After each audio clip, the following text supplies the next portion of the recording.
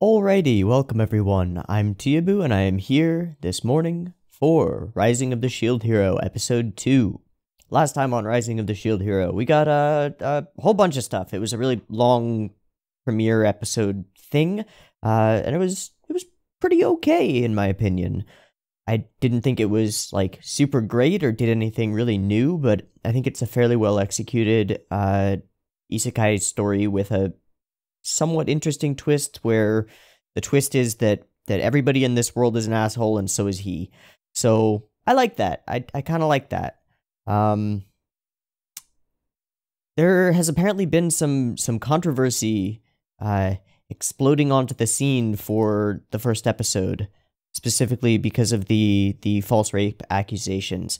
I'm not gonna comment on that in any depth, but I will say that I think it's less what a lot of people are thinking that it is, that it's like some all women are terrible sort of misogynistic bullshit, and it's more a play on the fact that in almost every isekai anime, main character is immediately approached or somehow has his lot thrown in with the hottest girl around and just goes with it. And in this case, the hottest girl around has ulterior motives. Like, that's just an interesting play on the trope, and that's how I choose to see it. So, again, I'm not going to comment on this in any depth.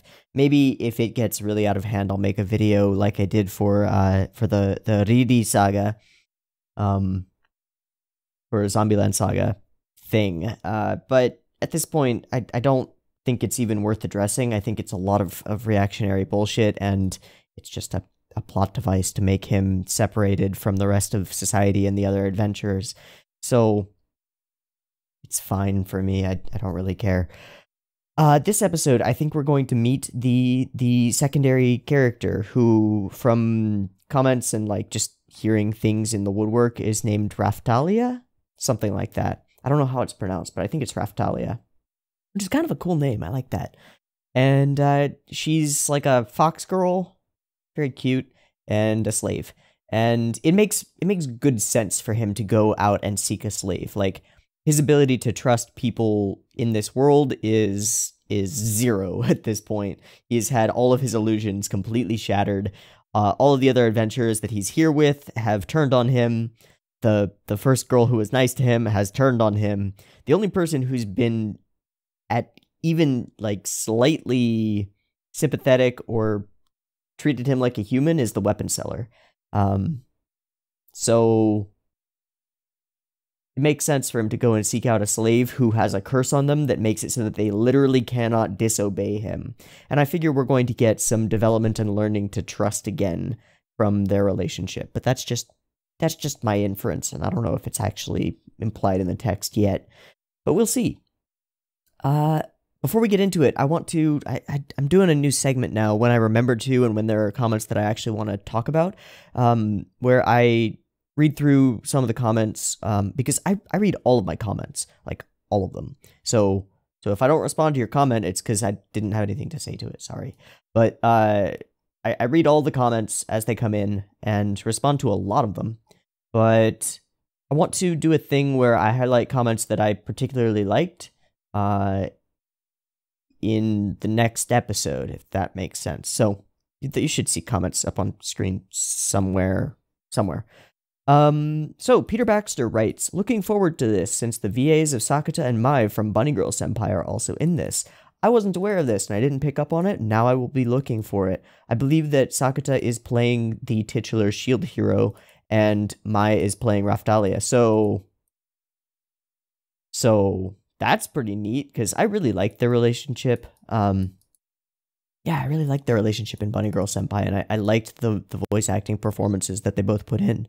So I'm looking forward to seeing them in another, it seems like it's got some romantic undertones, relationship. So that's cool. Akuseru Dono writes, nice, an otaku Jesus vaping. I have never thought of myself as an otaku Jesus who vapes, but that's okay, I'll take it. Gilsont Medina writes, oh look, the hottest one wants to hang out. Yeah, that's a trap. And we had a nice conversation about that. But yeah, she's so hot though, but it's a trap. Stay away. And let me see, there was one more. Ah, Young Aang writes, don't know about you, but I have the feeling that the weapon seller actually knows that he's innocent. I don't know if he necessarily knows that he's innocent, but as I replied to you, there's this moment where he's about to punch him and sort of go along with the crowd, and the MC is just like, just resigned to it, just like, fuck it, I can't stop you, I can't stop this at all, everyone's gonna shit on me for what I haven't done, I can't do anything about it. And the weapon seller sort of is taken aback by that and is like, something different is going on here than what I've been told. So I don't know if he necessarily knows that he's innocent, but he definitely knows that there's something up and that this guy is not exactly the terrible villain that he's being made out to be by the press, if you will, or by the general public. So pretty nice. All right, that's it for comments. Chill stuff, real quick. If you liked the video, go ahead and like the video. If you're not subbed and you want more, you might want to do that because this is what I do, and so I will be coming out with lots and lots and lots and lots of videos and continuing to do this. If you are subbed and you're not getting my videos for whatever reason, there's a chance that the bell can help with that. Just a thought. And if you really like this content, or want to support this channel, want to help me continue to eat and continue doing this and improving the quality of everything, patreon.com/Teeaboo is a place you can go to give me money, and I can give you access to our private Discord, the Boo Crew, and early access to some of my other videos, and a bunch of good stuff, you know?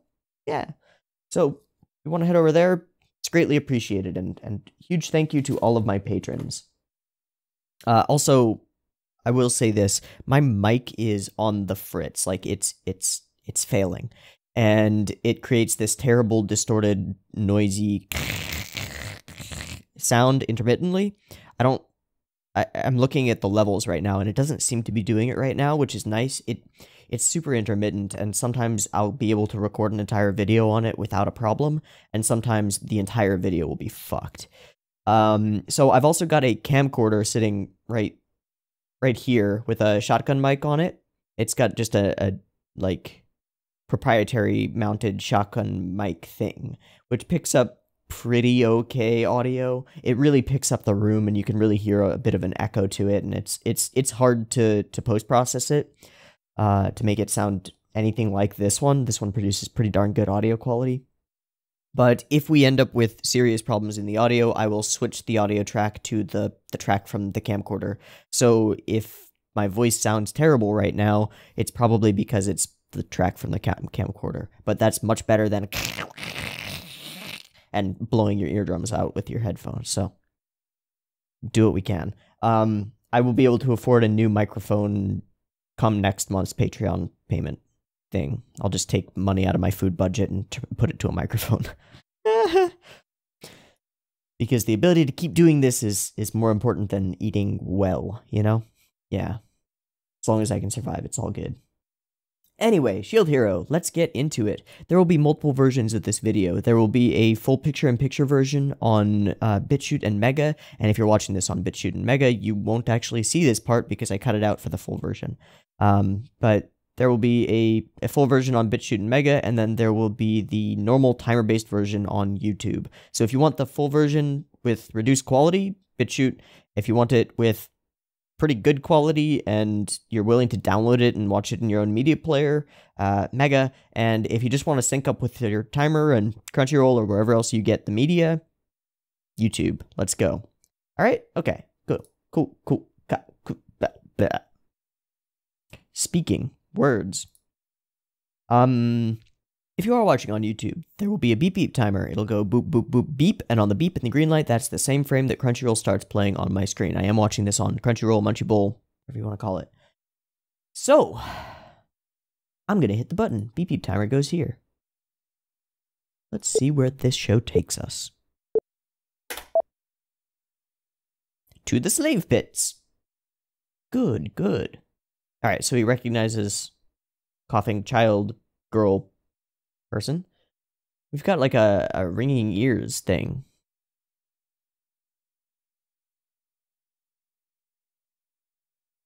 He's gonna recommend some strong, bulky slave. Yeah.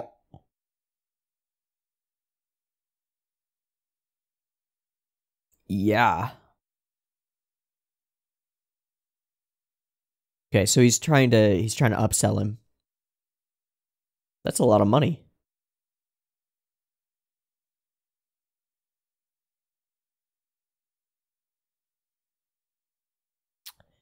Yeah, so he thinks he's gonna run through slaves as, like, disposable property.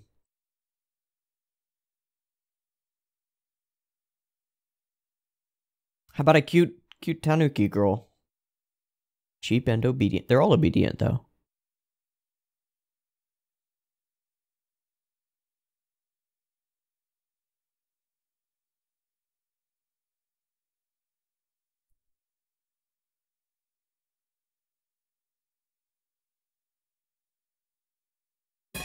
Okay.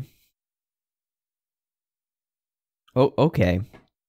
There's our statement. Slaves aren't people.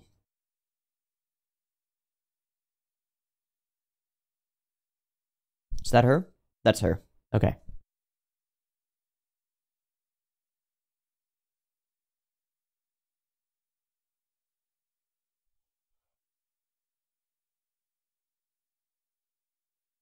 Oh. That one.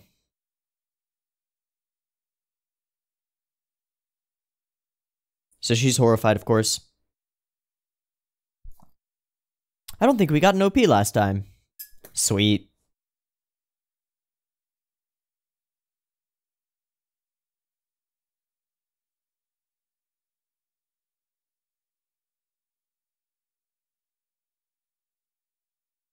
Wonder who's doing this.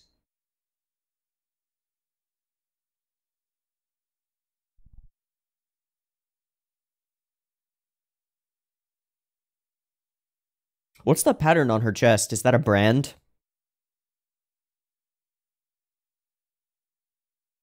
Ah. Right, music by Kevin Penkin.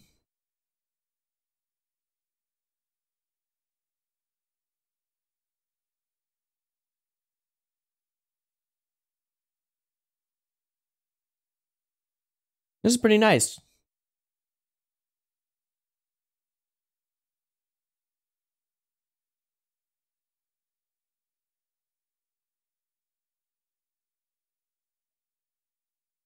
What was that? And who is that character? Floating with the fans. And what was that? It's like he was being overcome by some kind of power. Ah. Oh, that was an interesting transition. I like it. He just used his shield as a weapon. It just shot fire, didn't it?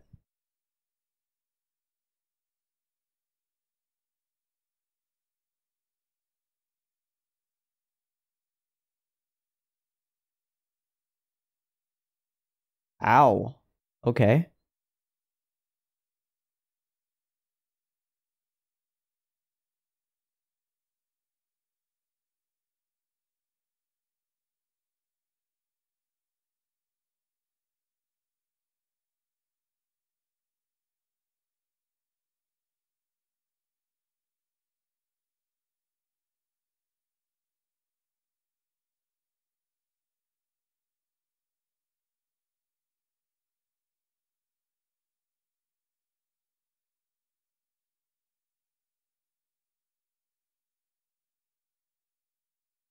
Hmm.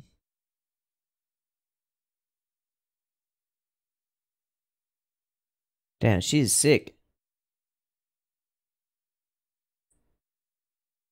Yep, that's totally Sakata. Yukso. There won't be a next visit.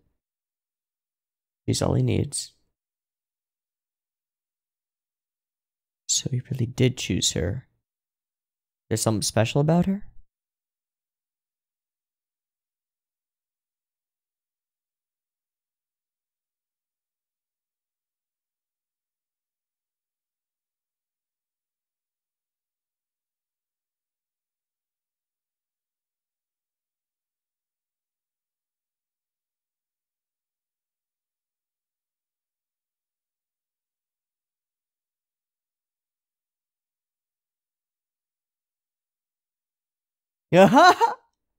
She's still using them.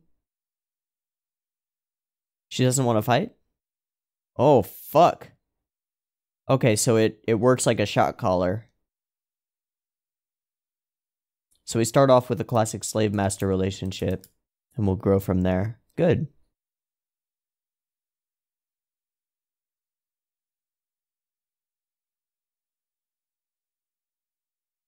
Nice. You done did it. Hey, you got some experience. Oh.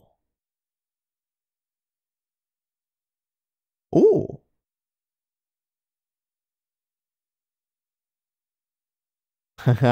Yeah.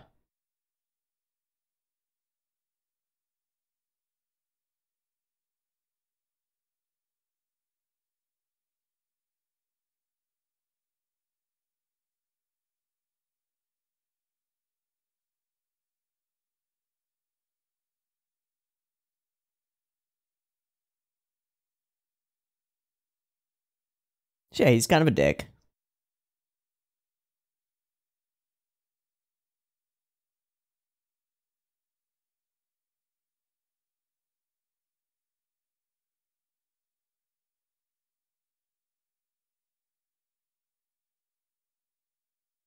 Oh, fuck.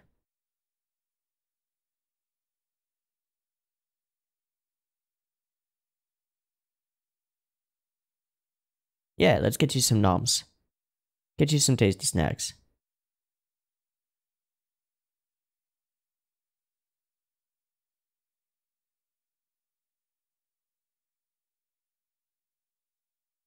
Mm-hmm.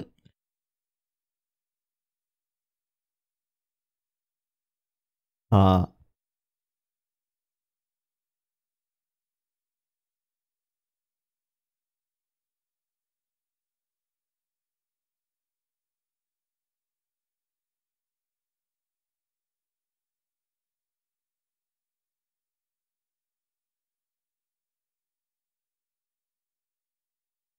he's not a bad guy.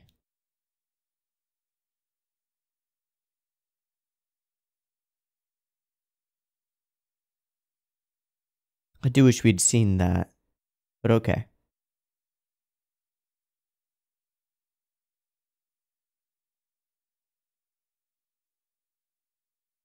Good. We've got tail expressions. I like that.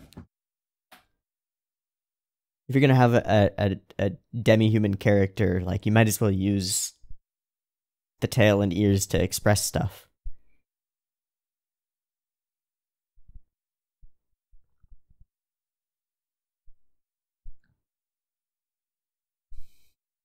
Nice.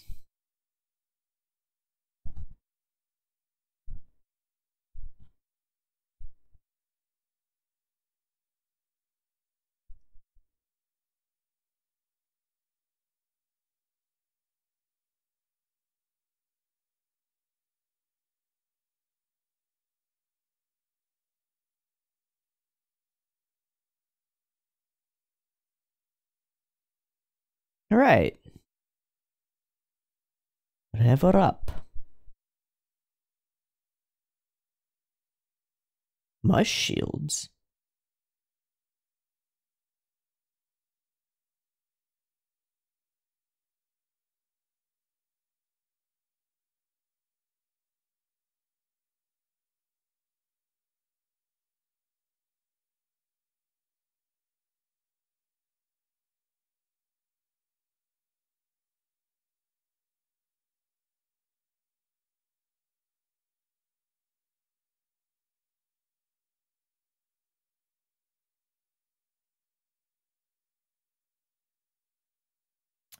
Aww.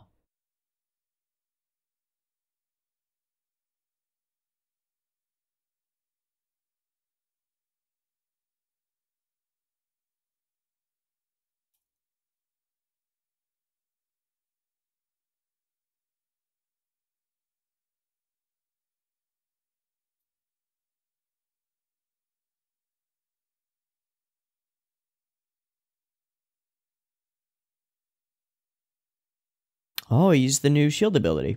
Nice.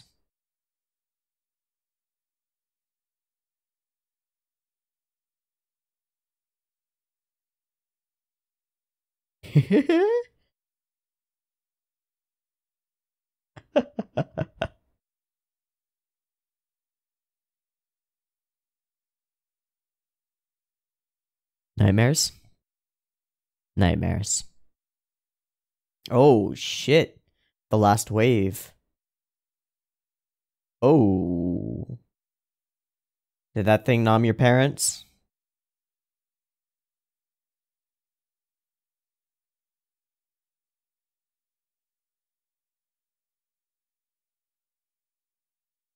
I see. Yep, it nommed her parents.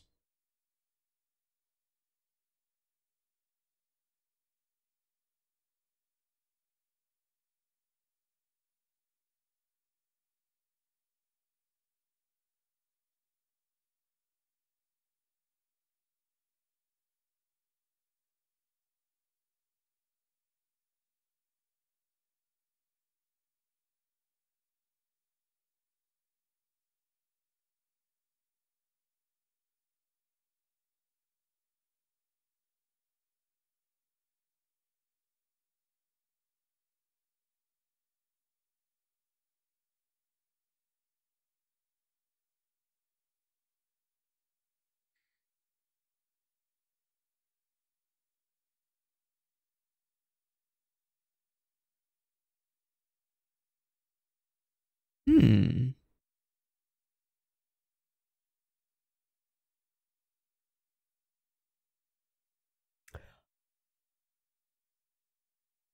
We saw that in the...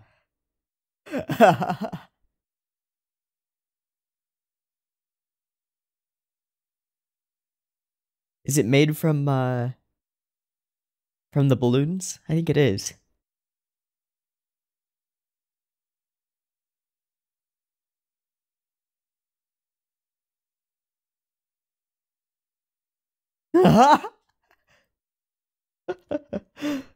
I love that it's a running gag.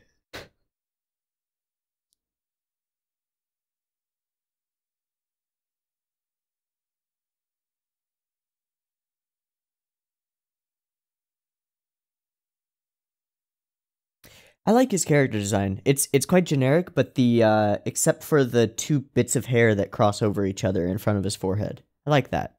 She's got it too.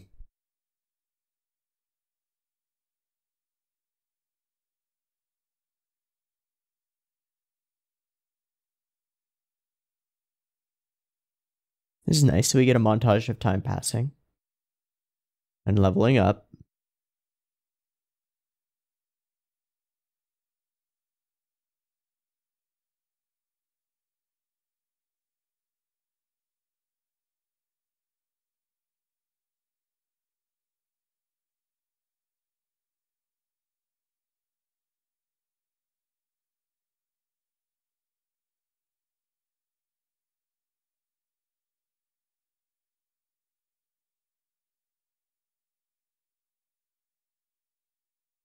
Right.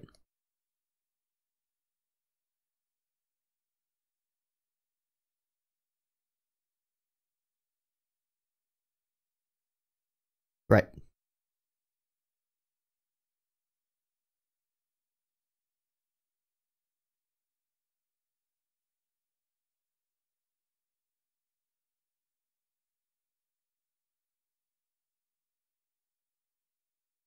Hey, nice.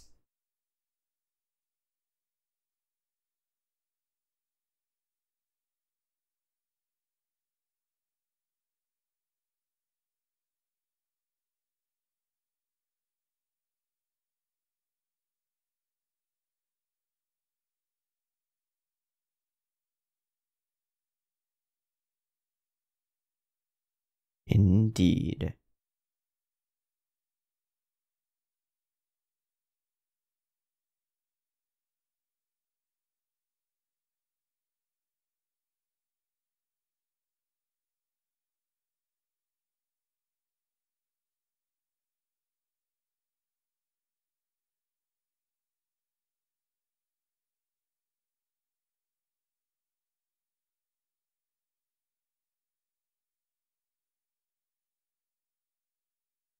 The Village of Loot. Okay.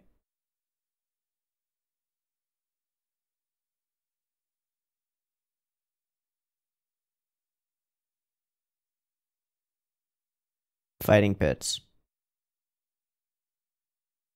Ah, coal pit. Ooh.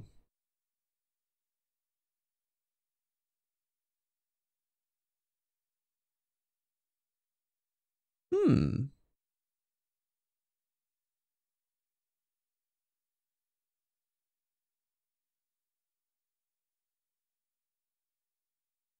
Good question.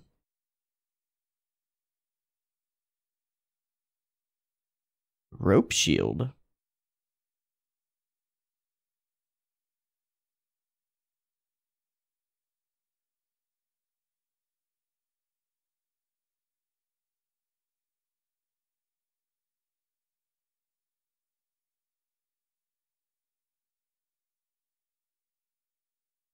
Hey. That's pretty cool.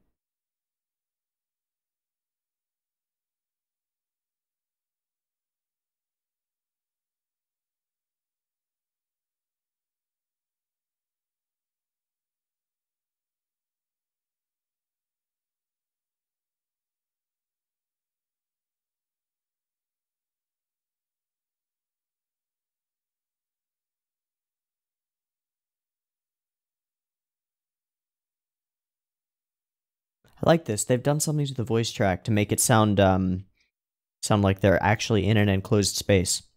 There's a lot of care put into that. Now it's got a little bit of an echo to it. Those are big bad monsters.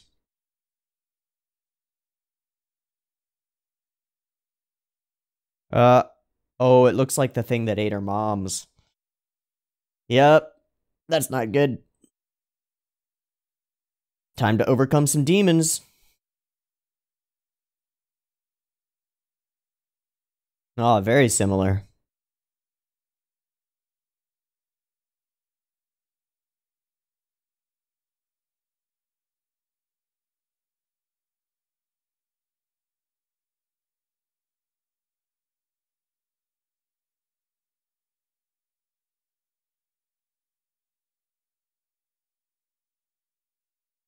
That is why. Damn. Oh, you stupid dog monster. No.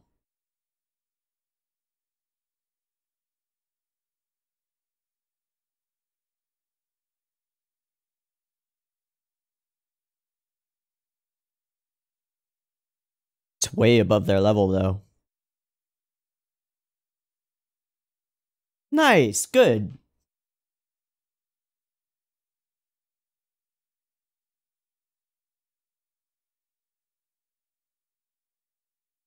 Is he gonna use the shield that was set up? Ow.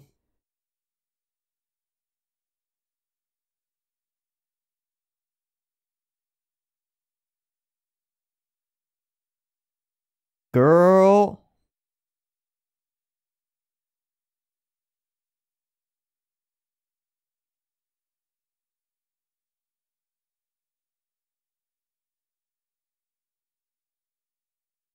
Damn.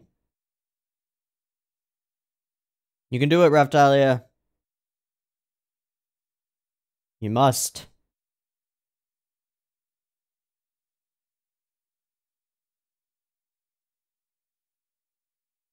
I'll die.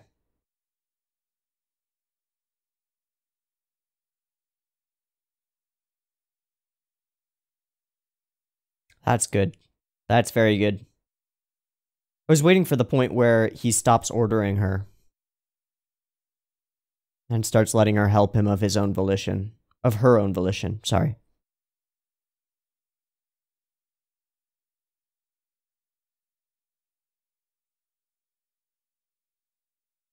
It's pretty solid character writing. I like it.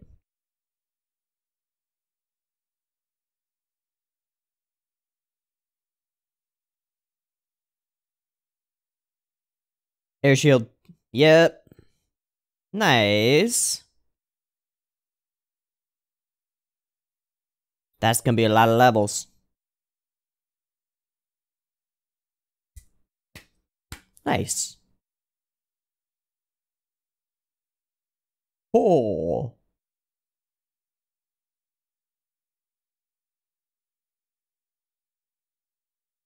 A lot of levels.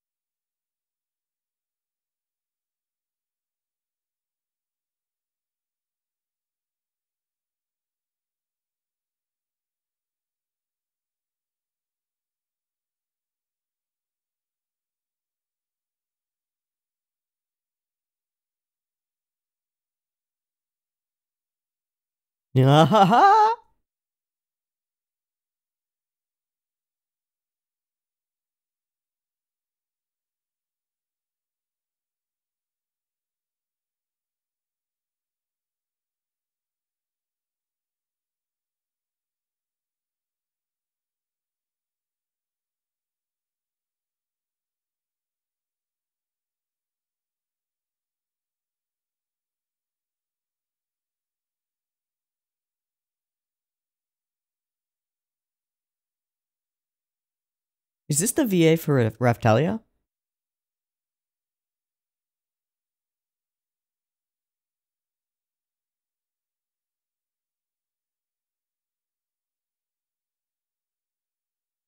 Might be.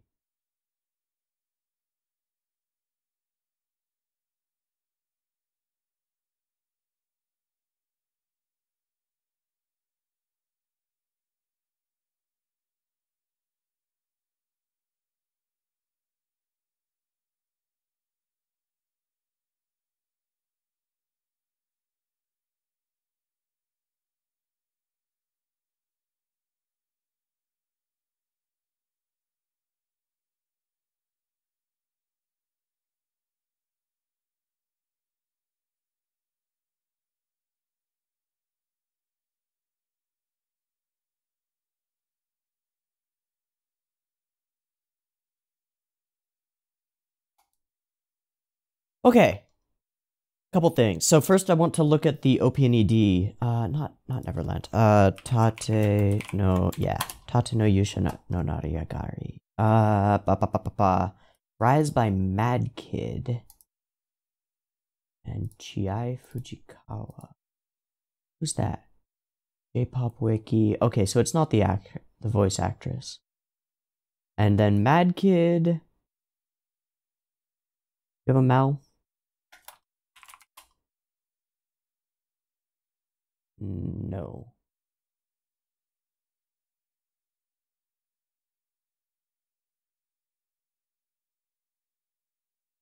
Not as far as I know. This might be their first anime opening. Pretty good. Kind of generic, but for the OP, but pretty good.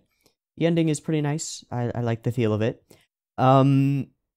So this episode was really interesting. I don't have anything that I want to look at because there wasn't anything that was like super visually stunning or anything, but it was well animated and well timed and pretty good. Like better than average, not stunning, but good. There were some nice comedic moments. I like the repeated gag of the having the balloon on his side and using that to threaten to threaten merchants. I love it. But the main thing this episode was the relationship between Naofumi and Raftalia. I expected this to take a lot longer to build them up, but I think that the way they've done it, they managed to create a compelling relationship really quickly, and I think they did a really good job. It didn't feel rushed to me. It didn't feel like it was poorly paced. It felt really well paced, actually.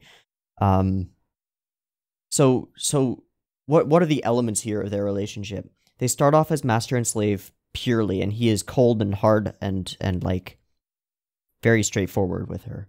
But he treats her with some kindness because, I mean, one, he's genuinely a relatively kind person, and two, as he says, like, you can't fight on an empty stomach. I need you to be at your best because you're the only attacker that I have.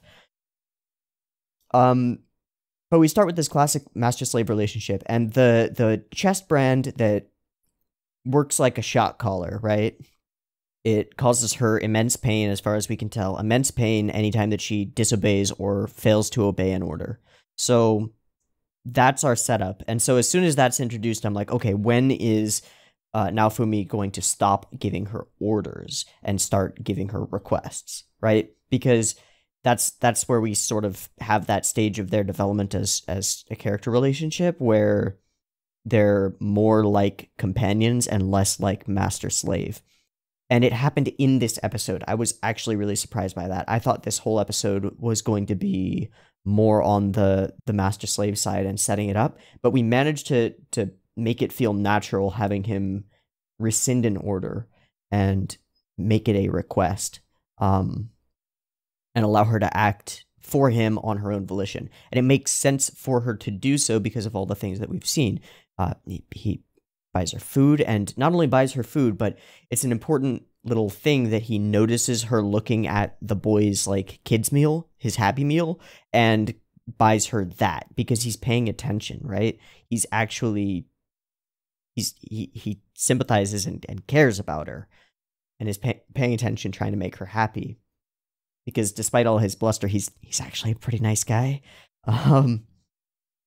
So, and then he, buys her a ball and ignores her, sort of, no, not, I don't want it, and notices her tail wagging. Again, I want to mention that having a demi-human, or like, I don't know what I would say here, she's not a cat girl, she's part raccoon, right?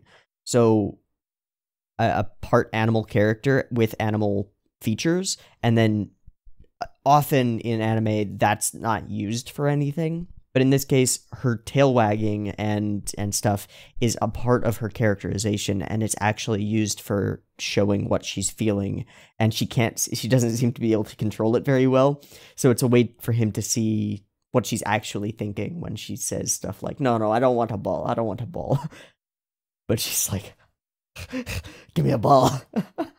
Super cute. And then the other element to this is the, I think, really well executed setup of she's got this past trauma, and it's believable. Her parents were killed by a dog monster thing in the last wave, and then she manages to overcome that a little bit because her loyalty, like genuine loyalty, not just slave brand loyalty to Naofumi, not because he is her master, but because he cares for her and she cares back. Her loyalty allows her to overcome her fear of said dog monster. Like, that moment where he orders her, this is an order, fight it, and then she's like, ah! And then he says, never mind, just run, I'll buy time for you. Like, I'm willing to sacrifice my life for you. She's willing to sacrifice herself for him. So, perfect. I really like that. I think that's a strong relationship development episode. Surprisingly strong. Like, I said it during the reaction, but that's really strong character writing. And I expected it to be more drawn out, but we start with them just meeting and we end with them caring about each other and genuine companionship. So that's quite a feat to pull off in 20 minutes or so. That's really good. This episode, I think, it needed the first episode for this one to occur, but I think this one is significantly stronger than the first episode just because of the character writing and because of the relationship building that I've talked about. It's really good. Nice, good job. Now I assume that this is all stuff straight from the is it manga or light novel? I don't remember. I think it's a manga. Adaptation novel. Okay, so it's a light novel and a manga. Okay, great. So it's both.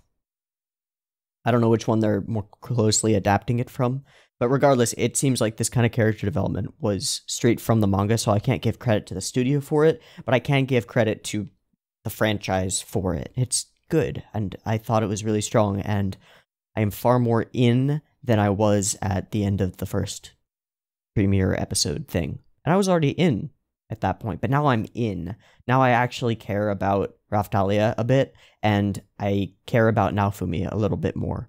Like, before he was just sort of a dick who had his sort of naive expectations of an isekai world shattered. Now he's growing into himself, and I like it. Good stuff. I'm going to wrap it up. Yeah, I've been Teeaboo. This has been Rising of the Shield Hero, episode 2. I hope you've enjoyed it as much as I have, and as always, I hope to catch you in the next one. Peace.